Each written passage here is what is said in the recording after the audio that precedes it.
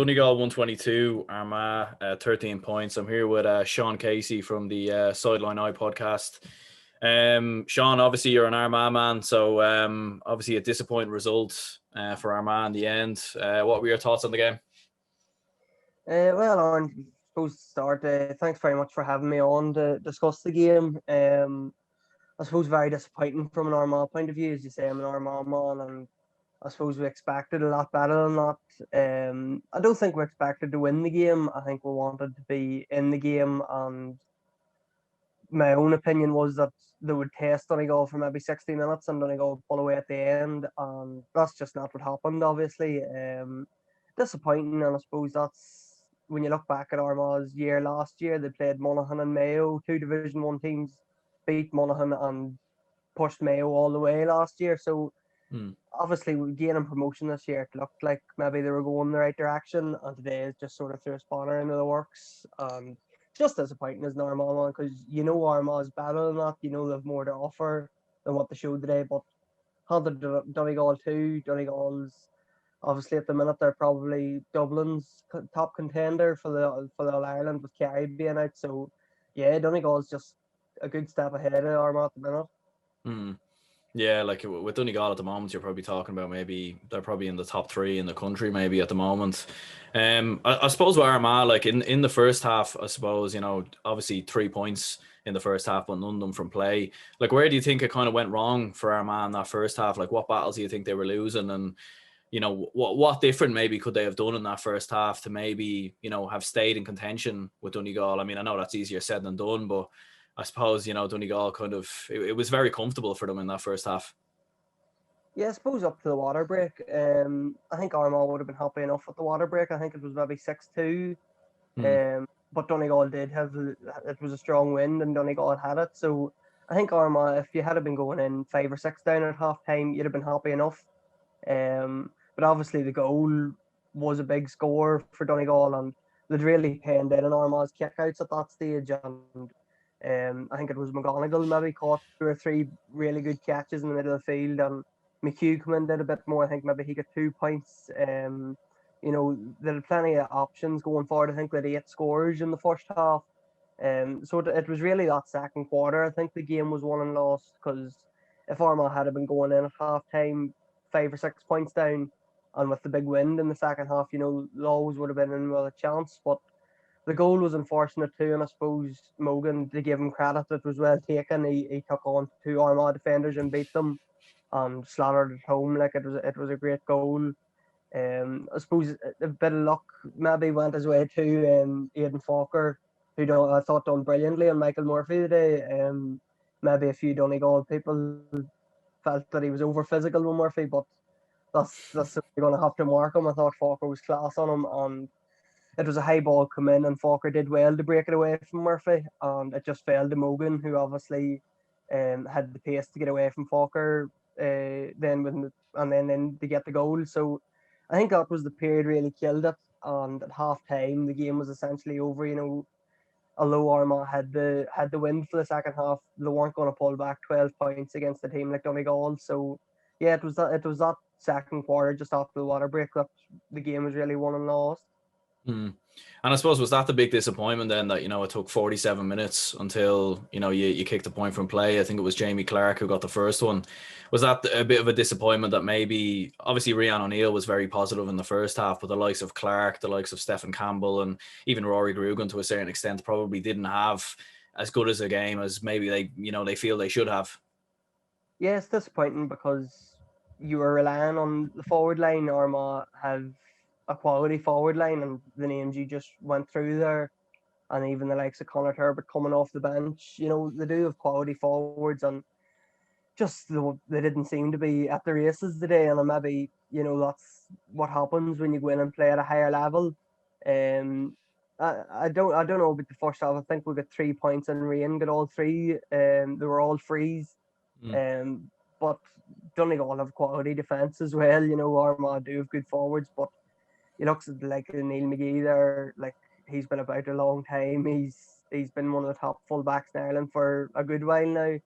Even the likes of Owen Bon Gallagher there. But yeah, Armagh, they'd be disappointed with their attack, because that they do have so much quality up there, and it's strange that they didn't put away more chances. They created enough, I thought, particularly in the first half, they had enough chances.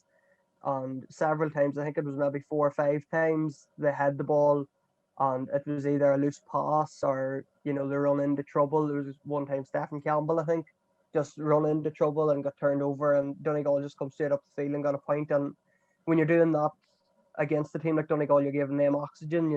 They love that, being able to strip the ball of you and move forward and get a score. So, yeah, when Armagh was on the attack and suddenly get turned over and Donegal go the other end of the field and score, it is hard to take.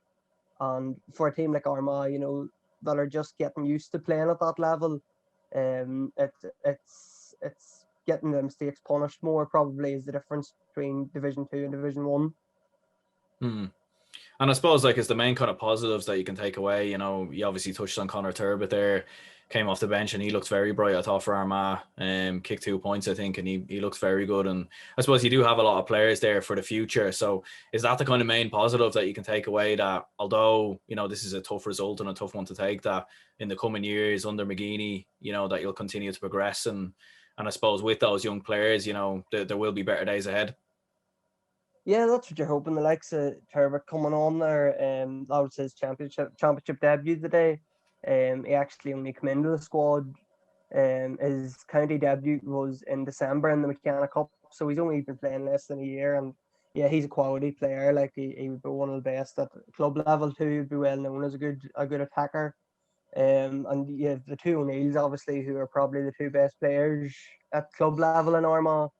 And as you mentioned, the likes of Rory Grugan and Stephen Campbell and that maybe didn't have as good a day as today, like their quality that everybody sort of knows, that's known nationwide nearly at this stage. So there is a good enough team there. And I suppose if you're looking at positives, one of them, and I already mentioned him, was Aidan Falker. I thought he was class today on Michael Murphy. Like, when you're marking the likes of Murphy, Aiden's actually, I'm sure you know this, Aaron, he's full forward for his club team. He scored 1-3 in the county final, and that was whatever 2 or 3 months ago. And to turn around today and hold Michael Murphy scoreless from play sort of shows how good he is, and he's really developed into a top quality county standard man marking defender now. And he didn't get a score today. He usually gets up for a point as well, but yeah, there is positives I suppose to take from the year. Obviously, getting up to Division 1.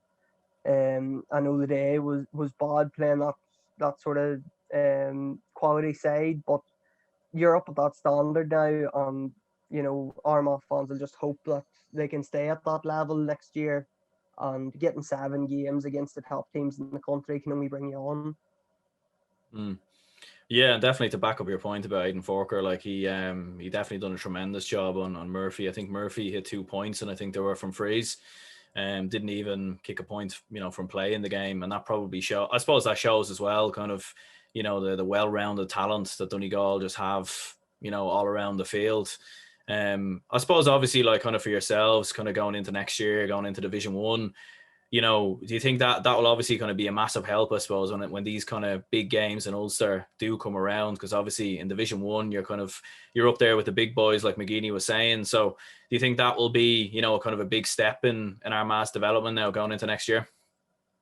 It is, yeah. Like, even if you look at the Ulster Championship, there's 4 Ulster teams in Division 1 next year.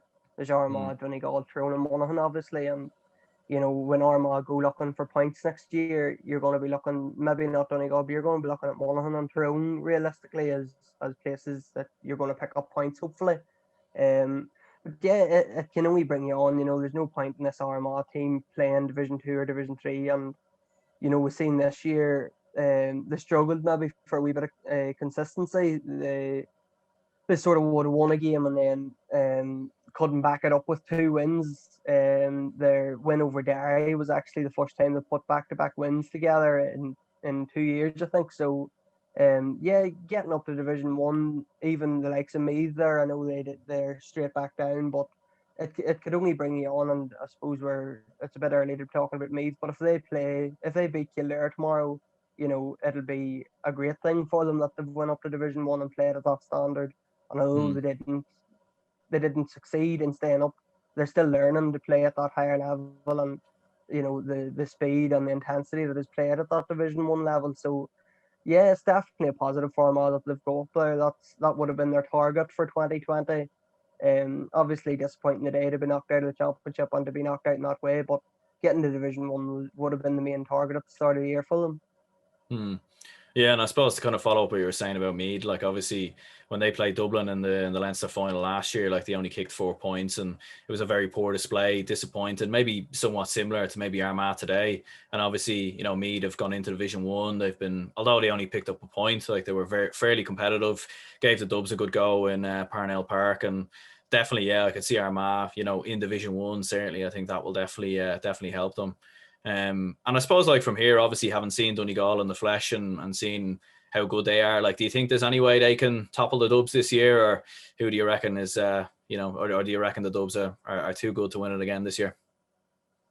Yeah, well, I suppose if Dublin's going to be caught, it's going to be this year. With everything that's happening, new manager in and knockout format. Although they'll breeze through Leinster, you'd imagine, same as usual. But there's the likes of Connolly stepping away, McCaffrey stepped away, Sherlock, a couple of the management team have stepped away. So yeah, there is a chance that they could be caught, I suppose, and maybe the likes of Donegal are the team that's going to catch them. I think I was with agreement with the whole country that if anybody was going to beat them, it was going to be Kerry.